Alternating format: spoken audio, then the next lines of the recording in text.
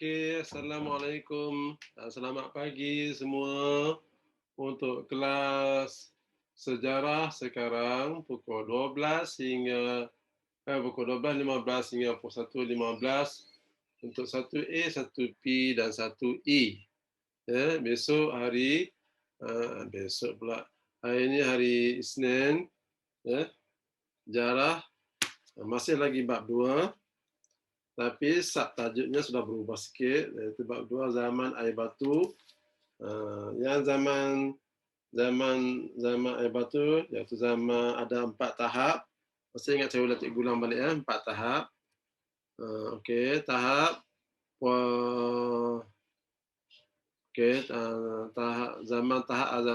zaman air batu iaitu zaman Mason, iaitu 20 juta, 23 juta hingga 5 juta. Tahap 2 iaitu zaman Protestant,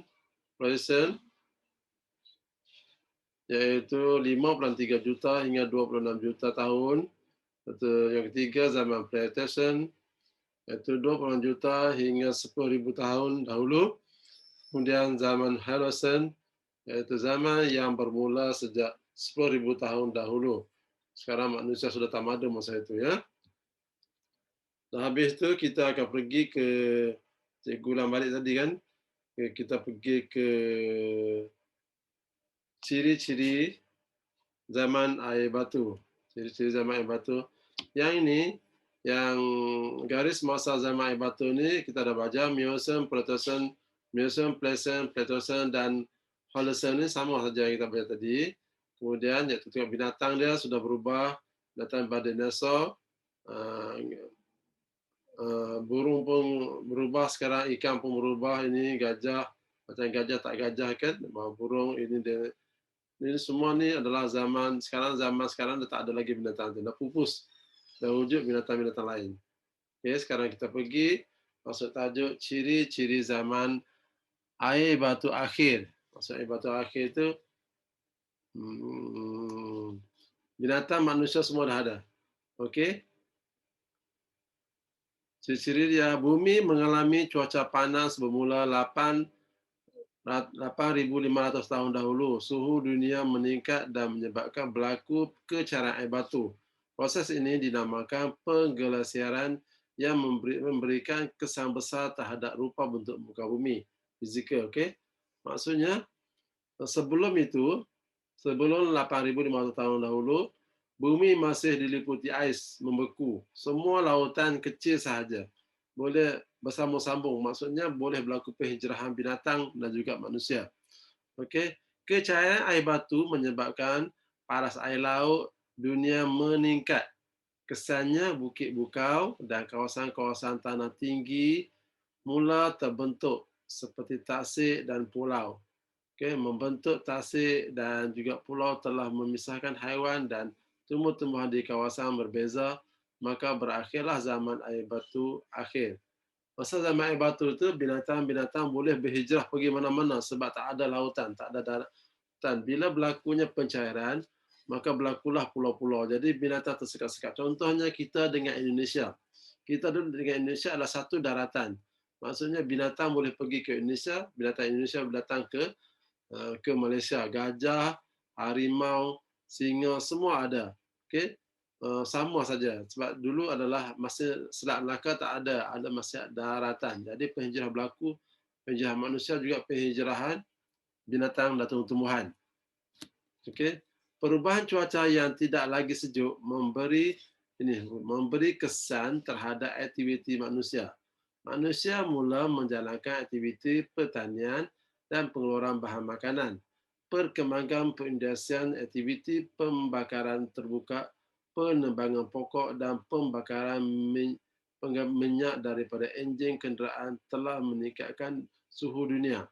Okay, terdapat ahli sains yang menjangkakan berlaku peningkatan suhu dunia sekurang-kurangnya 9 darjah Celsius setiap 50 tahun.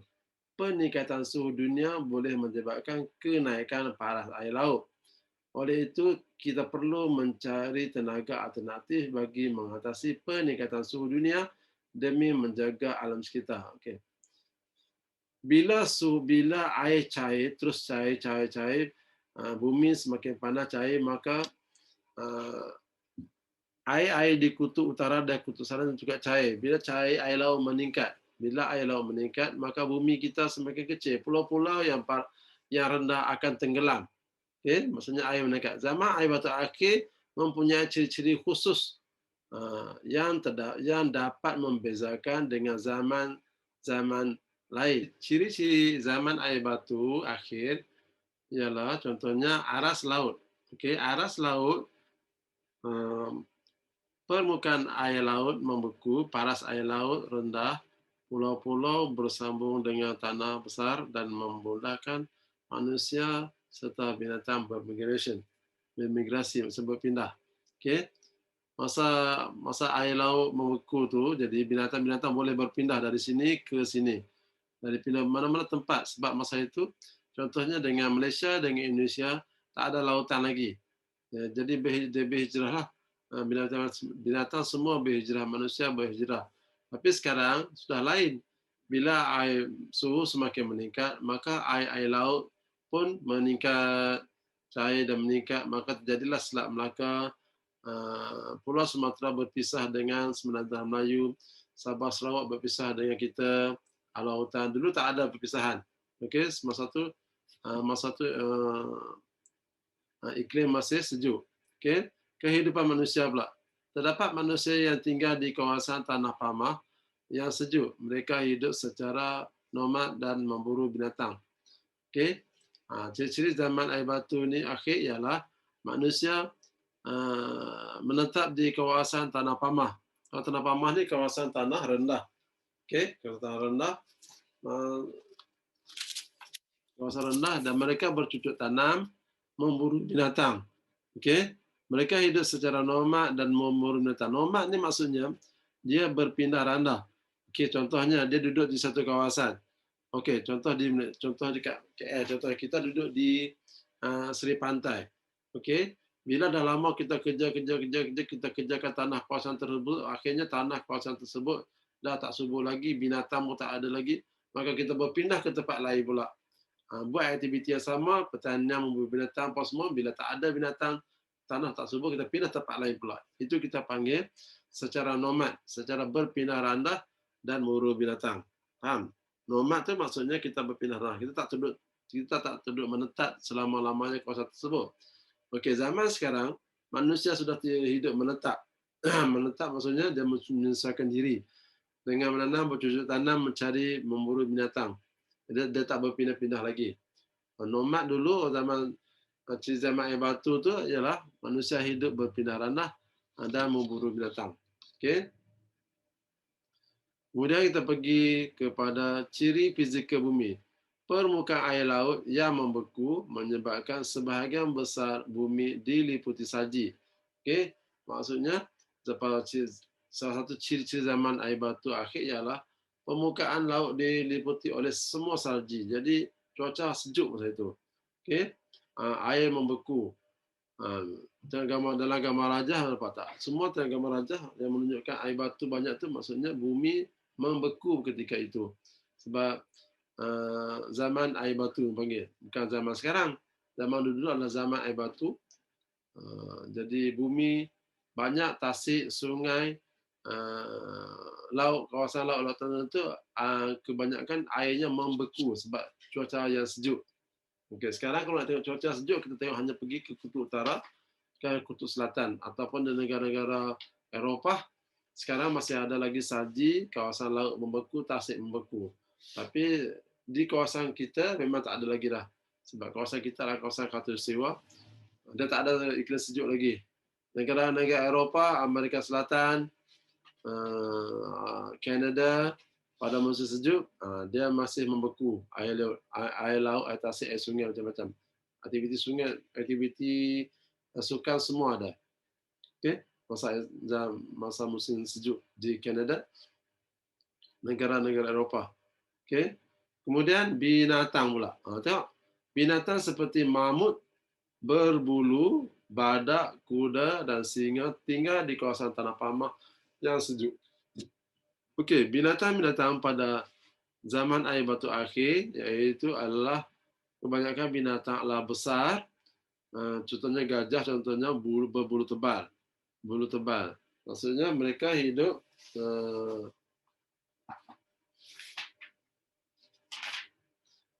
mereka berbulu tebal ini mereka menyesuaikan dengan keadaan cuaca setempat. Okey, binatang seperti mamut, bulu, kuda dan singa tinggal di kawasan tanah pamah yang sejuk. Okey, yang sejuk. Jadi yang sejuk mereka menyesuaikan diri dengan keadaan setempat berzama-zama, maka akhirnya mereka tu berbulu tebal. Bulu tebal maksudnya mereka dapat untuk menahan daripada kesejukan kawasan sekeliling mereka. Jadi bulu tu sebagai penempat ataupun selimut mereka. Okey, manusia tak adalah macam tu. Sebab manusia berfikiran. Okey, berfikiran dia akan mencipta baju-baju yang berbulu tebal, berpakaian tebal, maka dia dapat mengelak daripada kesejukan. Binatang tak adalah. Binatang dia Allah menyesuaikan dengan dia yang berbulu tebal. Bulu tu untuk menahan kesejukan. Bandingkan gajah zaman dahulu dan zaman sekarang.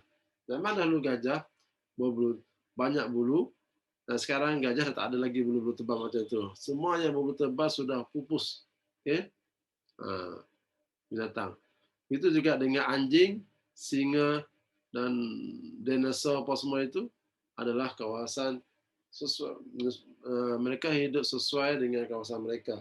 Semuanya bila berlakunya kawasan itu kawasan yang sejuk, maka terjadilah pertumbuhan bulu untuk menyesuaikan keadaan setempat mereka. Okey, tumbuhan. Tumbuhan utama ialah rumput dan tumbuhan renek yang menjalar. Okey, tumbuh-tumbuhan tak ada pokok besar-besar seperti sekarang sebab dia tak sesuai hidup zaman air batu tu, tak ada pokok-pokok sangat. Okey, yang ada pokok-pokok kecil, contohnya pokok-pokok kecil. Tumbuhan-tumbuhan yang utama ialah rumput dan tumbuhan renek yang menjalar. Okey, dia tak ada pokok besar-besar seperti sekarang, pokok durian. Walau memang tak adalah zaman air batu dulu. Ya, cuma pokok-pokok kecil sahaja. Itu pun untuk pemakanan binatang, untuk makan mereka pokok-pokok tersebut. Ya. Kemudian suhu. Suhu dunia terlalu sejuk, dunia dipenuhi oleh salji, terutamanya di kawasan kutub dan benua Eropah. Okey. Suhu merupakan ciri penting zaman air batu. Walaupun benua utara dan benua di selatan masih lagi sejuk, namun di benua Asia suhu mulai panas. Okey, keadaan ini membolehkan manusia berhijrah ke benua Asia yang sebelum ini bersuhu sejuk. Selain itu, bentuk muka bumi juga mengalami perubahan. Kecairan air batu menyebabkan kawasan tanah rendah ditenggelami air. Okey, ini adalah suhu. Suhu sangat sejuk ketika itu. Ada berapa ciri-ciri zaman air batu akhir ialah ada 1, 2, 3, 4, 5, 6. Ada 6 ciri-ciri zaman air batu akhir. Okey. Okey. Itu adalah salah satu ciri ya. Bila ditanya soalan, apakah ciri-ciri zaman air batu akhir? Ada 6. Okey.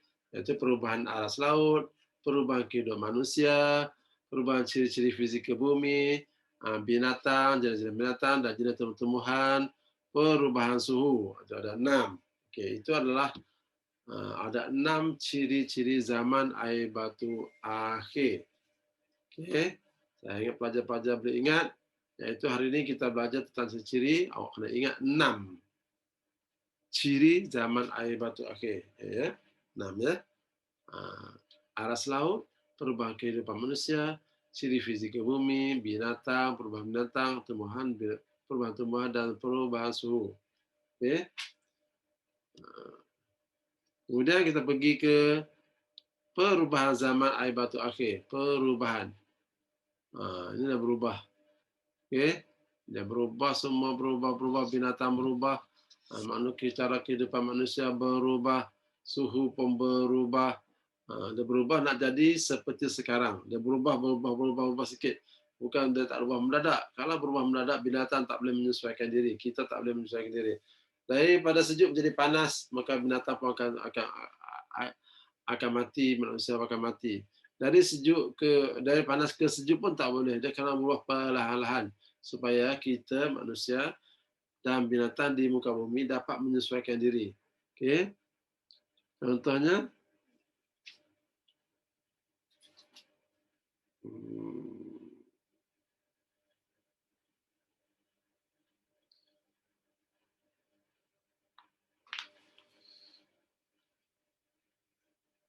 okey, perubahan zaman air batu akhir, peningkatan suhu pada zaman air batu akhir memberi kesan kepada bentuk fizikal dan kehidupan bumi. Okey, glasier yang turun dari tanah. Okey, glasier telah menukarkan wajah dan bentuk fizikal bumi. Air batu yang cair dari kawasan tanah tinggi dan gunung akan membawa bersama batu dan tanah semasa menuruni tanah tinggi. Lebihan air yang dibawa akan melimpah di laut dan kawasan tanah tinggi. Okay, glasier ni maksudnya salji-salji di kawasan tanah tinggi yang lama, duduk situ lama bertahun-tahun kadang-kadang, bila berlakunya peningkatan suhu, maka air-air ini bergerak perlahan-lahan turun ke bawah. Bisa semasa dia bergerak tu dia akan menghakis tanah-tanah di atas muka bumi. Yang bergerak itulah kita panggil glacier. Glacier iaitu air itu hampir-hampir sudah mencair dan bergerak ke bawah. Dia biasanya glacier ni duduk di kawasan tanah tinggi. Ice, kan? Bila berlaku perubahan cuaca, dia akan bergerak ke bawah. Okay, sekarang ni bila berlaku musim sejuk, maka dia duduk di kawasan tanah tinggi. Bila musim panas, dia akan mencair dan turun ke bawah. Itu kita panggil glacier. Okay? Perubahan zaman air batu akhir. Okay, yang seterusnya adalah kecairan air batu telah membentuk tasik-tasik air tawar seperti Great Lake di Kanada dan tasik Dayang Bunting di Malaysia.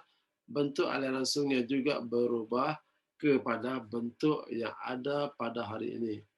Itu cara dia. Okey, bila air batu telah membentuk, kecairan air batu ini telah membentuk tasik dan air sungai. Okey.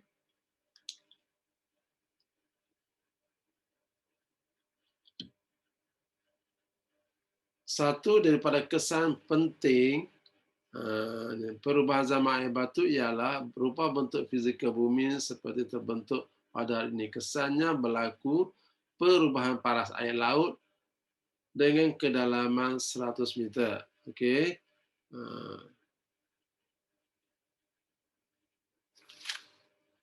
Suhu. Okey. Kita pergi.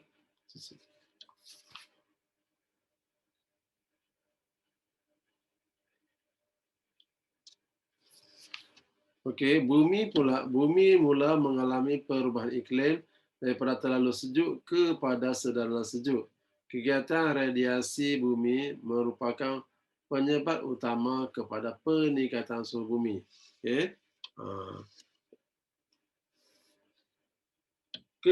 Kepupusan binatang. Okey. Binatang juga banyak yang pupus. Binatang yang hidup pada zaman Pleistocene antaranya mamut, slot dan harimau bertaring. Semua sudah pupus. Okay. Manusia berhijrah dari benua Afrika mula mendiami benua Eropah dan Asia. Okay.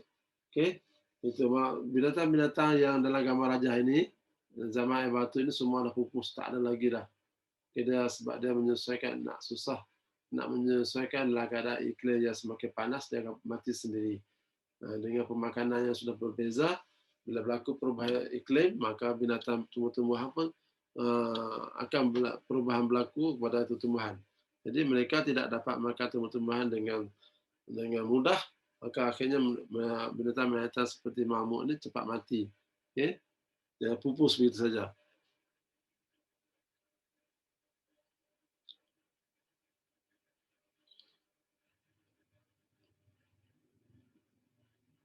Manusia berhijrah, okey, sudah kepupusan binatang, terbentuknya tasik dan sebagainya. Itu perubahan zaman iklim, ya, zaman air batu.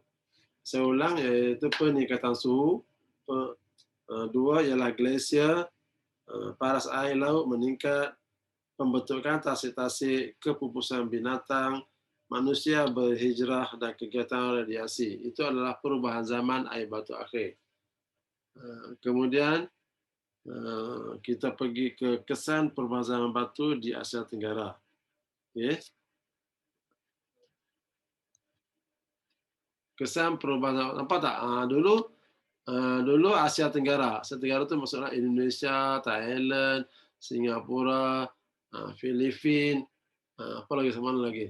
Semua adalah satu, semua adalah mencantum petas benua. Maksudnya ni, masa cuaca masih sejuk, maka berlakulah negara-negara Asia Tenggara ini bercantum. Tak ada pulau-pulau, tak ada Selat Melaka, tak ada ini. Semua bercantum. Jadi sebab itulah kebanyakan binatang di Thailand, di semenanjung Malaysia, di Sumatera, di Kalimantan dan juga di Pulau Jawa adalah hampir sama. Begitu juga dengan tumbuh-tumbuhan, ada durian di Thailand, ada durian di Malaysia, ada durian di Indonesia. Sebab masa dahulu, maka satu tanah. Berlaku pembiakan pokok-pokok dan penjarahan binatang, penjarahan manusia. Okey, ini adalah kawasan tanah tinggi. Ini zaman sekarang. Okey, zaman sudah berubah dan ini adalah bentuk Asia Tenggara zaman sekarang. Ini Asia Tenggara sekarang. Okey.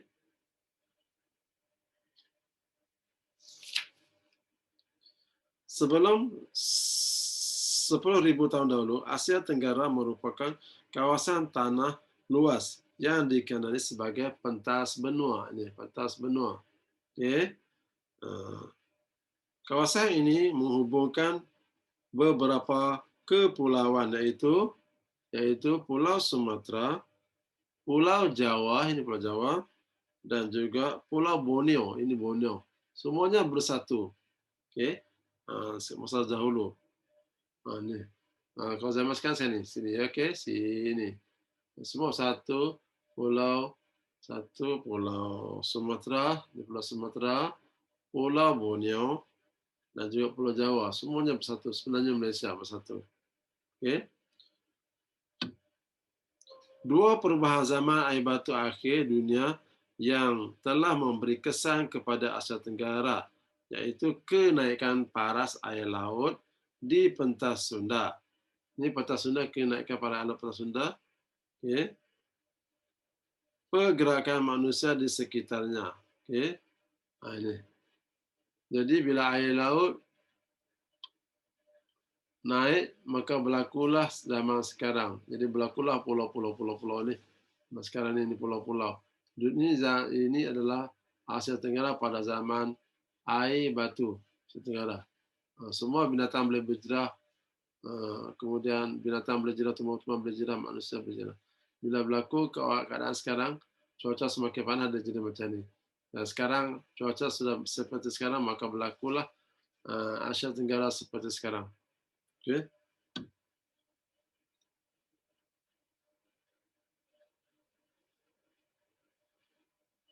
Paras air laut mula meningkat sejak 17,000 hingga 20,000 tahun dahulu, mengakibatkan peningkatan sebanyak 100 hingga 200 meter. Air laut itu meningkat 100 hingga 200 meter, maka berlakulah pulau-pulau. Air laut meningkat, maka berlakulah pulau.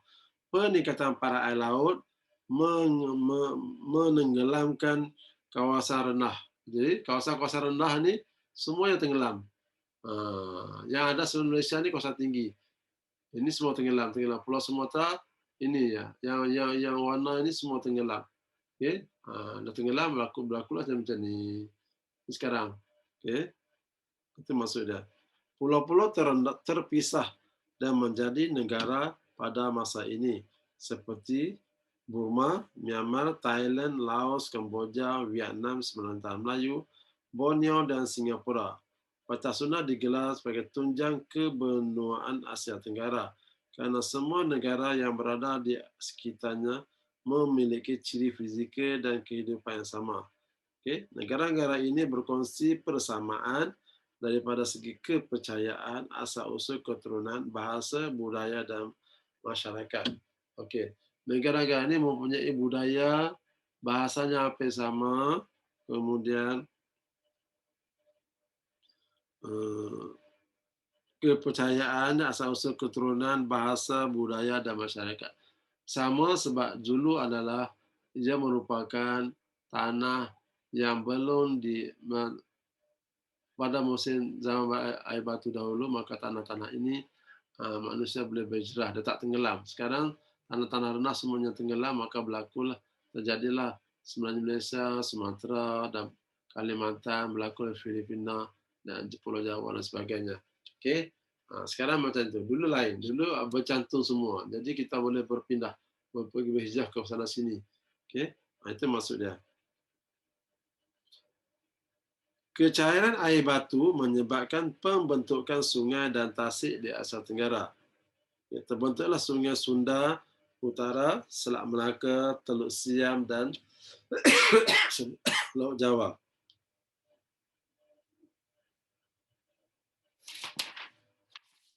Okey, haiwan dan kehidupan.